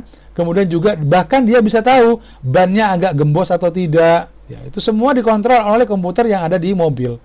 Bahkan juga sampai apakah Anda pakai seat belt atau tidak, ya, kemudian juga Anda sedang dalam posisi mundur atau maju, ya, semuanya di sini bisa dikontrol dengan menggunakan, ya, atau kecepatan Anda mungkin tidak sebanding dengan dengan yang Anda tekan RPM dan kecepatan tidak sesuai misalkan, ya. Atau juga sampai pada navigasi dengan menggunakan GPS, ya. Jadi kalau ini kita lihat contoh yang paling umum adalah Tesla. Ya, kalau Anda lihat Tesla, ya, coba perhatikan pada dashboard dari Tesla.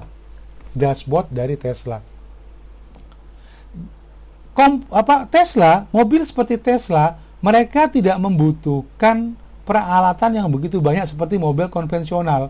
Mobil konvensional kan di dashboard ini kan ada untuk AC, ada untuk nyetel film, ada untuk lampu, ada untuk macam-macam di sini, ya. Maka kalau kita perhatikan pada Tesla, dia cukup menggunakan semacam tablet di sini, ya. Ini bisa dilepas juga, kemudian ini bisa digunakan untuk mengontrol semuanya. Ya, buka jendela misalkan, ya, atau ngatur kaca spion, ya, atau ingin lihat tampilan belakang, ya, atau juga untuk nyalain lampu dan seterusnya. Itu di satu model seperti ini. Bahkan nyetel musik dan navigasi juga mereka menggunakan tablet yang ada di sini, ya. Ini hanya sebagai displaynya, ya. Yang utama adalah komputer yang ada di dalam mobil ini, ya. Jadi ini gambaran dari betapa ke depan, ya. Ini nggak terasa bahwa ternyata semua hal itu diatur oleh komputer, ya. Embedded komputer yang ada di refrigerator misalkan. Ini alat-alat rumah tangga, ya. Gimana tulisannya? Refrigerator. Ya, selalu kan dibagi sama, kalau salah kalau salah dibagi sama ini kan diperbagi sama Google, ya. Apa yang Anda maksud ini gitu kan, ya. Ya wes, ini aja. Jadi bayangkan kulkas sekarang misalkan dia juga sudah menggunakan komputer, ya, untuk jadi nggak hanya sekedar alat elektronik, ada pendinginnya, kemudian Anda buka pintu lampunya nyala, tapi juga dia bisa melihat apa aja barang yang ada di dalamnya, Anda mau ngambil barang apa, ya. Kemudian juga dia bisa ngasih tahu kira-kira barang apa yang sudah habis. Itu gambaran dari betapa, ya, teknologi sekarang semuanya bisa dikontrol dengan menggunakan komputer, ya, komputer, ya. Ini ada komputernya, ya, refrigerator.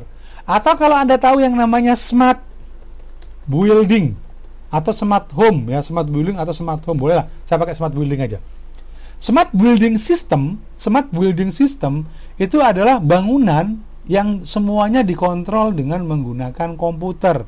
Ya, bagaimana dia bisa untuk mengontrol AC, kemudian juga dia bisa digunakan untuk mengontrol keamanan, ya, dan seterusnya. Coba kalau saya pakai yang kecil aja, ya, home.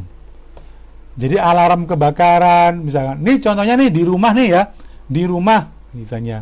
Maka kemudian bagaimana seseorang itu bisa mengontrol rumahnya? Maka CCTV-nya dia bisa kontrol pakai handphonenya, bisa dilihat siapa yang masuk. Ketika mobil Anda mendekati pagar, maka ketika Anda bisa buka pagar Anda lewat handphone, nggak usah teriak-teriak, yuk tolong bukakan pintu gerbang, ya, nggak perlu. Tapi ketika Anda sudah mulai mendekati gerbang, maka gerbang bisa dibuka dengan handphone Anda. Ketika mobil sudah masuk, maka Anda bisa menutup kembali gerbang dengan menggunakan handphone. Ya, ketika Anda baru bangun tidur pagi-pagi, Anda pengen buka jendela, maka kemudian, ya, Anda bisa jadwalkan dia terbuka otomatis ya, atau Anda tinggal tepuk tangan, ya, atau Anda bisa pakai perintah voice command. Voice command itu artinya perintah menggunakan suara, open the gate misalkan, ya, atau open the tray misalkan, ya, buka jendela misalkan, ya, open the window, ya, dan seterusnya. Atau Anda pengen misalkan a cup of coffee please, maka kemudian mesin kopi Anda akan langsung memanaskan kopi Anda, gitu ya. Ya, turn off the light atau turn on the light misalkan, ya, nyalain lampu misalkan, ya, dan seterusnya. Jadi prinsipnya adalah bahwa sebuah smart home system itu keamanannya, kemudian juga lampu, ya, lampu taman kapan dia harus mati, kapan harus nyala. Kalau sekarang kan misalkan rumah-rumah yang biasanya kalau pas sore hari itu nyala, itu biasanya dia pakai sensor cahaya. Kenapa kok malam hari lampunya harus nyala, Pak, kalau rumah ditinggal? Supaya jangan sampai ada maling. Kenapa? Karena kalau maling itu ketika dilihat beberapa hari rumahnya itu gelap terus tidak pernah nyala lampunya, maka kemudian biasanya dia akan tahu, oh, pemilik rumah itu sedang pergi dan rumahnya ditinggal. Maka di hari ketiga rumahnya akan dibobol maling. Gitu kan? Maka kemudian Anda pakai nih lampu atau nyalain terus, Pak, siang-siang. Justru itu juga berbahaya, ya kan? Kenapa berbahaya? Lah, ini kok rumah kok lampu depannya kok nyala terus? Nah, ini pasti orang juga nggak ada. Itu juga menjadi incaran dari kejahatan atau maling, ya kan? Atau pakai sensor, Pak. Ketika sore hari gelap, maka lampu nyala secara otomatis. Ketika siang hari sudah terang, maka lampu taman atau lampu depan teras juga mati secara otomatis. Kalau mendung, ketika mendung lampu nyala. Itu ya problemnya. Itu juga tidak efisien. Maka kemudian si pemilik rumah bisa menjadwalkan lampu mana yang nyala, lampu mana yang mati. Kemudian juga dia bisa mengontrol dari handphonenya, kok Anda nggak ada orang di rumah, kok lampu yang di ruang tengah kok nyala ya? Wah, gitu kan? Maka Anda bisa langsung lihat ke CCTV, oh ternyata gitu kan? Ya, itu gambaran dari smart home, ya, smart home. Jadi dalam konsep smart home itu banyak hal yang diatur dengan menggunakan komputer. Ya, oke. Ya, jadi pada prinsipnya, ya, ada personal komputer, ada mobile device, game konsol, server, tadi kita sudah bahas, ya, super komputer, dan yang terakhir tadi kita sudah bahas tentang embedded komputer. Jadi itu semua adalah komputer sebenarnya dengan ukuran fisik yang berbeda-beda, kemudian juga fungsi, ya, harga, dan tentu saja juga kegunaannya, ya. Oke. Nah, kita akan masuk pada port. Ya, simpelnya begini, teman-teman. Kalau ada pertanyaan langsung diacungkan, ya. Oke, sebelum saya masuk ke port, coba saya tanya terlebih dahulu. Ya, supaya kemudian Anda tidak hanya kemudian menjadi pendengar yang baik, pendengar yang setia, tapi juga mungkin ada yang ingin Anda tanyakan, atau ada hal yang mungkin pernah Anda temui dalam kehidupan sehari-hari, ya. Itu bisa Anda, Pak, saya pernah ketemu seperti ini, Pak. Apakah? Nah, gitu lah. Itu. Pertanyaannya begini, apakah kalkulator itu adalah komputer? Ayo, siapa yang bisa jawab? Apakah kalkulator itu adalah komputer? Nah, itu kan. Siapa yang mau jawab? Apa alasannya? Oh, pasti gitu kan? Ya, kalau Anda iya, bukan hanya jawab iya dan tidak. Kalau iya dan tidak kan ya anak SD kan itu, ya. Nah, tapi harus juga kemudian bisa melihat, ya, apa kegunaannya. Yes, oke. Beberapa kalkulator itu tidak bisa kita katakan sebagai komputer. Memang dia punya ada alat input, ya, dia ada memori dan ada alat output, ya. Tetapi program komputer yang itu dia terbatas hanya pada untuk komputasi sederhana, ya. Sedangkan beberapa kalkulator itu sudah ada juga yang bisa diprogram. Biasanya kalkulator saintifik, ya, dan seterusnya.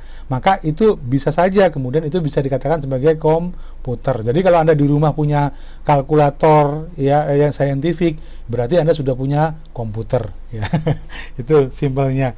Ya, baik, kalau tidak ada pertanyaan saya akan lanjutkan ke, ya, materi terakhir, ya, materi terakhir. Kita bahas tentang port and connection. Ya, Anda paham bahwa komputer itu pasti ada yang namanya port atau tempat untuk mencolokkan, tepat untuk menancapkan atau memasang perangkat ya lainnya. Jadi kalau misalkan Anda mungkin seperti USB dan sebagainya, jadi semua ya. Kalau di PC itu mungkin di depan atau di bagian belakang, atau kalau di notebook itu biasanya ada di bagian samping atau di belakang, atau kalau Anda pakai tablet biasanya juga di samping sini ada juga colokannya, atau kalau Anda pakai handphone selain ini ya untuk ngecas ataupun untuk mindahin data, bisa juga di sini ya untuk masukkan jack earphone ya kan. Atau kamera digital juga bisa juga ada portnya ya, tempat untuk nyolokin data. Sedangkan port itu lawannya adalah konektor ya, alat yang digunakan untuk join atau untuk ditancapkan ya, baik itu sebagai ujung dari kabel ataupun yang lain. Jadi konektor at the one end of a cable attached to a port on the computer ya or mobile device, and a connector at the other end of the cable. The cable attaches to a port on the peripheral device. Jadi prinsipnya ya sama sih, berarti kalau kemudian Anda punya handphone, Anda mau mindahin data ke notebook, maka kemudian Anda punya kabel data kan, satu ujungnya ditancapin ke handphone, satu ujungnya ditancapin ke komputer ya. Kita akan lihat apa saja sih kira-kira port yang ada ya. Ada port untuk display audio video, DVI, ada HDMI ya, ada untuk headphone ya, ini jack untuk headphone, ada lightning untuk center ya, microphone, USB, mini display ya, dan seterusnya. Jadi kalau saya tunjukkan dalam ukuran besarnya seperti ini. Saya akan tunjukkan dalam ukuran besarnya seperti ini. Jadi kalau Anda lihat port itu ya, di komputer ya. Anda bisa lihat port komputer ya, port komputer bukan AirPod ya. Ini dia nih ya. Jadi ada macam-macam kan? Coba saya tampilkan gambar aja supaya jelas. Oke. Jadi jangan sampai Anda belajar komputer tapi nggak paham ini komputer itu untuk apa sih belakangnya. Kalau Anda perhatikan komputer-komputer seperti ini ya, di belakang itu kan ada macam-macam nih. Ya, maka di bagian atas yang bulat-bulat, misalkan itu ada untuk mouse, untuk keyboard, ya serial itu bisa dulu untuk modem, ya ini juga untuk printer lama ya. Ada juga untuk VGA kalau mau ditancapin ke LCD proyektor, misalkan ada USB bisa untuk mouse, keyboard, flash disk ya, dan alat lagi yang lainnya. Ada juga RJ45 bisa untuk jaringan komputer, ada audio jack, biasanya ada tiga bagian ya. Kalau di audio jack itu biasanya ada 3 bagian. Yang satunya dipakai untuk mikrofon, untuk line in, dan untuk speaker misalkan ya, atau untuk mikrofon ya, jadi untuk suara. Ada juga yang untuk game port misalkan. Jadi macam-macam tergantung dari model komputer yang dipakai ya. Ada juga kalau yang portnya untuk laptop itu juga berbeda-beda ya, laptop. Maka kenalin kira-kira untuk apa saja sih bagian dari port yang ada di laptop ya. Tergantung juga dari merek laptopnya juga ya. Kalau Anda perhatikan di sini ada ada untuk LAN ya, biasanya pakai kabel RJ45 ya, konektor RJ45, ada VGA kalau misalkan Anda mau presentasi ke LCD proyektor, ada HDMI juga baik itu ke LCD proyektor ataupun ke smart TV ya, atau ke TV biasanya ya. Ada USB juga, biasanya USB-nya ada 3 atau 2 atau 3 kan. Kemudian ada memory card reader kalau misalnya dari kamera itu biasanya bisa dipakai untuk dibaca di notebook. Ada headphone dan ada microphone ya. Nah, yang Anda perhatikan USB itu ada macam-macam. Ada USB yang dia warna biru seperti ini. Ini biasanya adalah USB tipe 3.0 ya. Biasanya kecepatannya jauh lebih tinggi. Saya lupa, 10 atau 15 kali lebih cepat dibandingkan dengan USB biasa ya. 10 atau ini. Coba kita lihat sekarang. Jadi kalau Anda perhatikan USB itu portnya banyak sekali ya, portnya banyak sekali. Oh Pak, USB itu singkatan dari apa Pak? USB itu singkatan dari Universal Serial Basis ya. Jadi itu adalah jalur ya untuk bisa mengirimkan data secara serial ya. Kalau Anda perhatikan ini semuanya adalah USB. Ini USB tambahan ya. Kalau misalnya Anda komputer Anda atau notebook Anda cuma ada satu tempat USB, maka biasanya Anda bisa menggunakan seperti ini tambahan. sehingga kemudian itu bisa dipakai untuk nancepin beberapa USB. Cuman hati-hati, jangan gunakan notebook Anda, USB Anda untuk ngecas, untuk nyalain kipas, untuk nyalain lampu. Karena apa? Karena notebook Anda bukan power bank. Jadi walaupun itu bisa untuk ngecas handphone ataupun juga yang lainnya untuk nyalain kipas, tapi hindari menggunakan notebook untuk sebagai power bank. Kenapa? Karena dikhawatirkan kalau itu overload kebutuhan listriknya, pemakaian listriknya, maka biasanya yang rusak itu adalah IC power. Ya, pengalaman saya di beberapa teman dan juga notebook saya juga yang lama itu tanpa saya sadari saya sudah mengoverload ya. Jadi jawabannya waktu awal-awal USB, wah keren juga USB ini ya, ada kipas, ada lampu, ada ngecas, akhirnya apa? Jebol ya IC powernya. Itu kira-kira. Kemudian juga Anda harus paham USB itu macam-macam bentuknya. Ya, kenapa? Sorry, bukan yang ini. Saya akan tunjukkan yang lainnya aja. Jadi sama juga, ini juga sama sebenarnya adalah USB juga ya. USB, mana sih USB? Aduh, gambarnya yang mana? Ini dia. Ini bukan. Jadi saya coba carikan gambar USB. Jadi saya sengaja tidak menggabungkannya ke mana? Ke slide presentasi ya, supaya dia tetap ini mungkin ya. Mudah-mudahan iya. Kalau enggak ya ganti lagi yang lainnya nanti. USB bukan yang itu. Jadi Anda perlu kenalin beberapa. Gini. USB tipe C aja gini. USB type atau USB tipe C. USB port ya, USB port. Ya, oke. Saya lupa. Kemarin di kelas yang sebelumnya sih saya ketemu ya. Ya, oke. Jadi ada beberapa USB. Nah, ini aja nih. Kalau Anda perhatikan, USB yang Anda gunakan biasanya itu adalah tipe A ya. Adalah tipe A. Jadi USB tipe A itu biasanya ya digunakan, ini dia. Ya, USB tipe A itu biasanya digunakan, saya buka aja secara keseluruhan supaya gambarnya jauh lebih besar.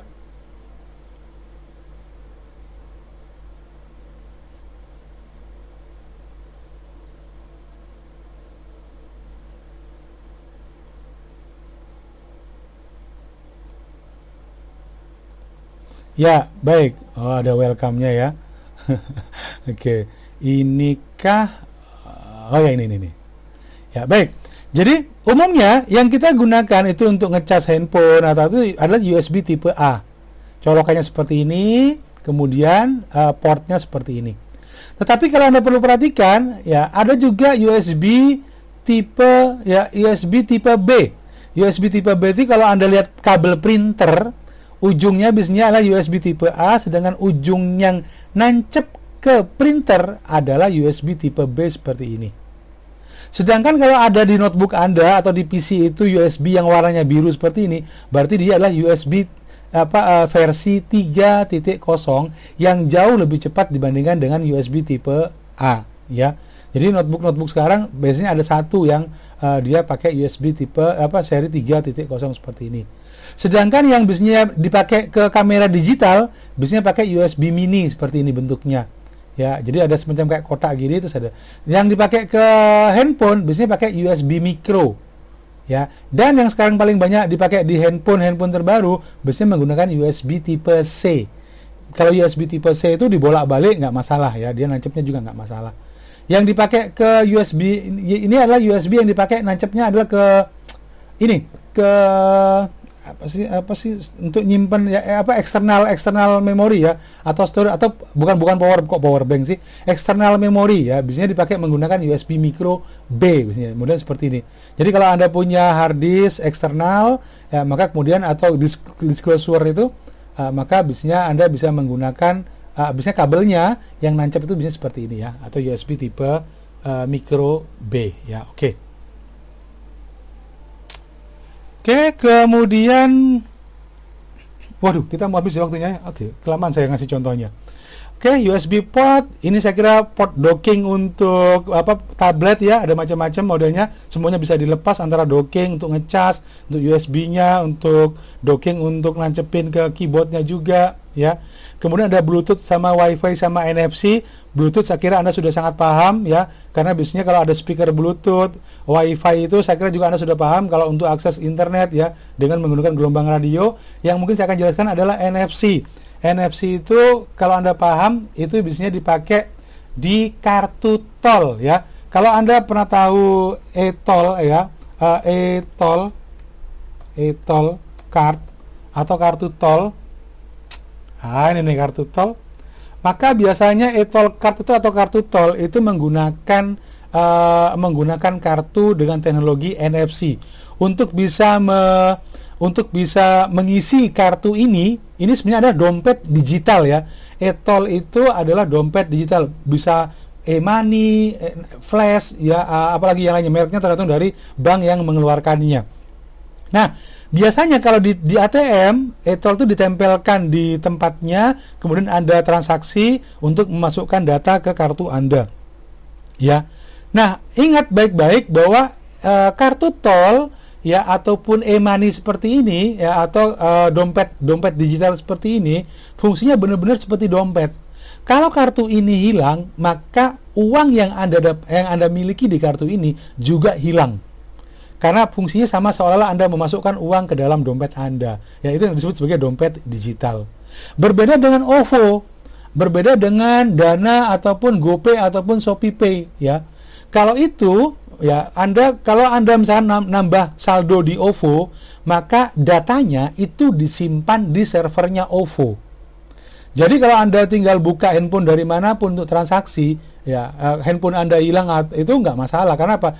Karena selama Anda bisa login lagi pakai handphone yang lain, maka Anda masih bisa mengambil saldo dari OVO ataupun Dana ataupun yang lainnya ya, atau fintech atau finansial teknologi tadi. Berbeda dengan e-tol seperti ini atau dompet digital seperti ini. Kalau ini hilang, ya maka hilanglah sudah harapan Anda. Tapi Pak, kalau rusak gimana Pak? Kalau rusak biasanya datang ke kasir atau customer service-nya di bank, maka biasanya akan diganti ya. Anda bisa menambahkan lagi kartu tol yang lainnya, dipindah saldonya ke sini. Ya, itu gambarannya ya. Teknologinya dia pakai NFC. Apa itu NFC ya? Card ya. Jadi NFC itu adalah singkatan dari Near Field Communication. Jadi sebenarnya di dalam kartu ini itu ada memorinya yang kalau kemudian dia itu didekatkan dengan peralatan yang ada untuk alat untuk pembacanya, itu bisa dibaca dan ditulis memori tersebut tanpa harus pakai kabel atau dicolokin. Kenapa? Karena dia jadi tinggal ditempelin aja, maka dia ada gelombang radio yang bisa untuk ngeset membaca atau menulisnya. Jadi kalau Anda bayar tol nih, ya tinggal kemudian Anda lewat ke tempat gerbang tol, tinggal ditap atau ditempelkan, maka kemudian dia akan terbaca dan akan memotong saldo yang ada di dalamnya. Atau kalau Anda ke kasir Indomaret, Anda pakai kartu flash, belanja berapa tagihannya sekian, maka tinggal ditempelin aja, maka dia akan langsung memotong saldo yang ada di kartu ini. Ya, dari mana? Karena ada gelombang radio, ada memorinya di sini yang digunakan untuk menyimpan data ya. Nah, ada sekarang beberapa merek handphone yang juga memiliki kemampuan untuk NFC, ya NFC, Near Field Communication ini. Jadi kalau Anda punya kartu tol tadi, Anda nggak perlu datang ke ATM, tinggal Anda install aplikasi e-banking Anda, mobile banking Anda, ya yang ada NFC-nya, kemudian Anda pakai menu untuk NFC ngisi saldo, taruh kartunya di bawahnya atau tempelin, maka Anda bisa mengisi sendiri kartu tol Anda. Atau kalau enggak, Anda bisa menggunakan handphone Anda sebagai kartu tol. Jadi untuk pembayaran tinggal dekatkan saja handphone Anda, maka kemudian dia akan bisa langsung terbaca. Itu konsep dasarnya begitu ya. Ya, itu gambaran dari NFC. Jadi yang paling sering digunakan saat ini. Ini teknologi. Apakah bahaya pakai NFC? NFC itu sangat mungkin kemudian ada fraud ya. Fraud itu apa? Fraud itu adalah pencurian saldo kartu kita ya, karena ada orang jahat yang dia menggunakan reader. Taruhlah Anda punya kartu tol, ditaruh di dompet atau di saku. Ketika Anda sedang duduk atau berdiri, maka kemudian ada orang yang tanpa Anda tahu, dia menempelkan handphonenya ke mendekati kartu NFC Anda, kemudian dia akan menguras saldonya. Ya, jadi ini apakah itu mitos atau realitas ya? Maka itu sudah pernah dicoba juga ya, bagaimana kasus-kasus NFC ya.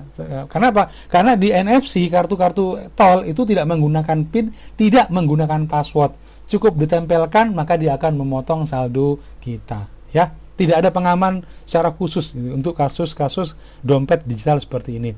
Bagaimana kemudian melindungi dari hardware? Perhatikan hal yang paling berbahaya sebenarnya dari handphone ataupun komputer kita itu adalah pencurian data. Maka usahakan amankan dengan menggunakan password ya.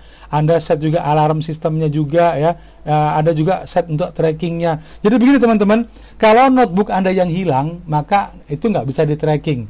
Tapi kalau handphone Anda yang hilang maka handphone tersebut bisa dilacak ya. Handphone Anda bisa dilacak dengan menggunakan aplikasi Google. Jadi sebenarnya Google menyediakan fitur ya supaya kemudian Anda bisa melacak handphone Anda. Jadi caranya adalah gimana? Sinkronkan antara handphone Anda dengan komputer Anda.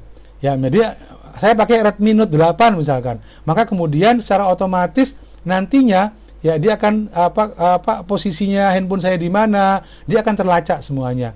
Kalau kemudian handphone saya hilang, maka nggak ketemu misalkan, saya lupa naruhnya di mana, maka saya tinggal nyalakan komputer atau tablet saya, kemudian alarmnya saya nyalakan. Jadi sebenarnya di fitur ini ada alarmnya. Dengan begitu kemudian bunyi, maka tapi kalau di silent percuma juga ya. Atau kalau dicolong oleh orang, maka Anda bisa lacak handphone Anda di Google Map. Ya, karena di mana posisinya Google Map.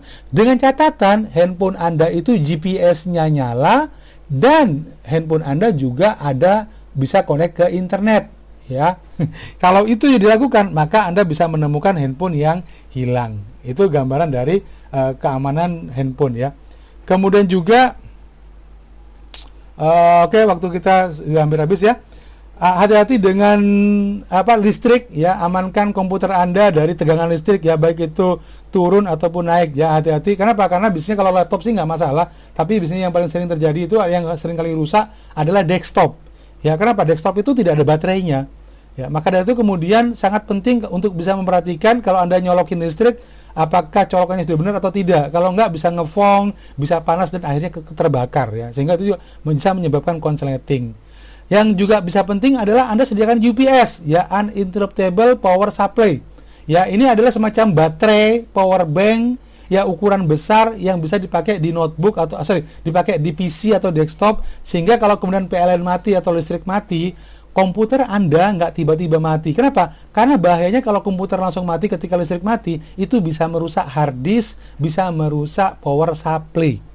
Ya, kalau tegangannya nggak stabil, ya maka itu bisa merusak power supply juga.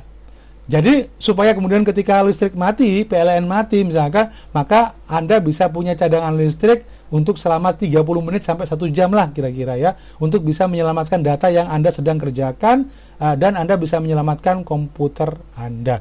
Ya, kalau notebook sih masih oke, ada aman, ada baterainya. Setengah jam sih, 1,5 jam sih masih bagus ya.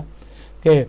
Kemudian pengaruh teknologi informasi terhadap kesehatan. Hati-hati teman-teman bahwa komputer dipakai, kalau Anda pakai komputer ya tanpa secara terus-menerus, itu juga bisa menyebabkan cedera atau yang disebut sebagai repetitive strain injury ya. Jadi bisa saja kemudian otot Anda, kalau Anda ngetik di depan komputer, tangan Anda tidak bergerak ya, terus saja di atas keyboard, maka kemudian akan sangat mungkin cedera pada bagian pada bagian sikut ataupun pada bagian pergelangan tangan ya. Ini yang perlu diperhatikan, yaitu ini kasusnya adalah RSI. Atau Anda berjam-jam di depan komputer, melototin komputer aja ya, maka itu akan sangat mungkin terjadi computer vision syndrome ya, yang ini menyerang penglihatan. Bisa kemudian mata Anda seringkali berair, gatal, bahkan pada kasus-kasus tertentu bisa menyebabkan mata Anda menjadi minus ya, bahkan menjadi pandangan menjadi kabur ya. Jadi perhatikan baik-baik berkaitan dengan bagaimana amannya, Pak. 30 menit Anda pakai komputer, kemudian 5 menit Anda istirahat sebentar, lihat ke tempat lain ya, ke tempat yang agak jauh. Kalau bisa ke jendela ya, jendelanya ada taman hijau-hijau gitu kan, lihat lagi ke komputer dan seterusnya. Jadi kalau Anda bekerja di depan komputer, usahakan 30 menit sekali Anda harus istirahat. Kenapa? Kasihan ya mata kita ya, jangan sampai mengalami computer vision syndrome. Ada juga istilah ergonomik. Ergonomik itu adalah bagaimana merancang peralatan yang bisa nyaman, efisien, dan aman ya. Jadi kata kuncinya adalah pada ergonomik itu adalah bagaimana menciptakan atau merancang peralatan yang dia tuh nyaman, ya, efisien dan aman. Ya, apa contohnya? Misalkan desain keyboard, desain mouse ya. Mengapa kemudian kalau Anda lihat keyboard ergonomik ya, saya akan tunjukkan pada Anda keyboard. Oke, setelah lagi saya akan akhiri kuliah kita. Jadi kalau Anda lihat keyboard ergonomik seperti ini, maka keyboardnya itu didesain sedemikian rupa sehingga ini menghindari supaya orang tidak cedera. Jadi, Pak, keyboard itu kok macam-macam ya? Mungkin Anda tahunya cuma ya lurus saja. Tapi ternyata keyboard itu bisa macam-macam bentuknya. Ada yang dia mencar-mencar, ada yang kenapa? Supaya kemudian tangan kita itu tidak terlalu menekuk, kemudian juga untuk menghindari supaya kemudian tidak cedera pada atau safety ya, nyaman, comfort, efisien, and safety. Itu prinsipnya. Dan ini bukan hanya di keyboard ya, mouse juga, kemudian juga pinggiran dari handphone ya, atau juga kursi ya, dan seterusnya. Jadi perhatikan jarak mata terhadap layar monitor Anda, posisi tegak ketika Anda sedang menggunakan komputer, kemudian juga jangan sampai kaki menggantung sehingga kemudian lutut menjadi cedera, jangan sampai juga kemudian ini tidak menggantung, tidak menempel di di lantai ya, sehingga kemudian ini juga bisa menyebabkan cedera pada ankle ya, dan pada lutut. Ya, ini yang perlu diperhatikan ya. Kemudian juga sudut pandang juga perlu diatur, jangan sampai kemudian silau. Kalau lampu Anda di sini, perhatikan apakah lampu itu mantul, kemudian juga mantul ke mata kita sehingga menjadi silau ya, sehingga atur juga tata cahaya ruangan ya, sehingga kita bisa membuat menjadi lebih nyaman.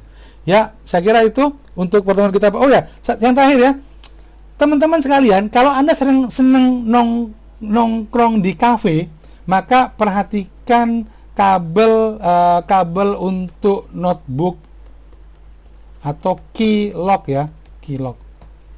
Jadi ada banyak kasus di tahun-tahun lalu ya, orang-orang seneng banget nih dia pakai notebooknya, dia nongkrong di kafe. Tapi ternyata kemudian ada, jadi kafenya tuh outdoor gitu ya. Saya waktu itu datang ke sebuah KFC di Surabaya, di dekatnya Ahmad Yani sana. Ternyata di situ dikasih tahu baru saja ada ada perampokan gitu. Loh, apa perampokannya? Jadi ceritanya ada orang nih pakai notebook ya, lagi nongkrong sambil asik dia minum gitu kan, minum dan makan. Ketika dia sedang asik di notebooknya, tiba-tiba ada motor berhenti di dekatnya ya, di depan kafe tersebut. Dia langsung ngambil notebook tersebut dan dibawa lari. Dan si pemiliknya itu dia nggak bisa ngapa-ngapain. Teriak nggak bisa, lari ngejar juga nggak bisa. Kenapa? Karena ketenggengan. Ketenggengan itu apa? Kaget ya. Maka kalau Anda senang nongkrong, atau juga Anda mungkin pengennya supaya jangan sampai notebook di rumah Anda juga mungkin ada orang yang bawa ya, maka Anda bisa menggunakan alat seperti ini. Jadi ada semacam kabel, ada kuncinya. Ya, di notebook itu biasanya di ujung itu ada semacam lubang yang biasanya dipakai. Jadi kalau orang mau ngambil paksa, dia harus merusak casingnya ya, atau juga membawa sak kursi-kursinya atau sak meja-mejanya ya, yang diikatkan ke meja ya, kira-kira begitu ya. Itu saya kira itu teman-teman sekalian materi kita pada hari ini. Mohon maaf kalau waktunya lebih 7 menit ya. Ya, jadi itu yang bisa saya sampaikan. Kalau ada pertanyaan, silakan nanti di grup boleh, atau japri saya, karena tidak semua mahasiswa itu nyaman berkomunikasi di grup ya. Kok ini aja kok ditanyakan sih? Anda harus percaya diri juga ya. Maka kalau kemudian Anda pengen menanyakan sesuatu, Anda boleh japri saya kapanpun ya. Kalau Anda jam 12 malam pun boleh, tapi tetap jawabnya juga pasti besok paginya ya. Terima kasih teman-teman semua. Ya, tetap jaga kesehatan, tetap semangat untuk kuliah. Ya, assalamualaikum warahmatullahi wabarakatuh.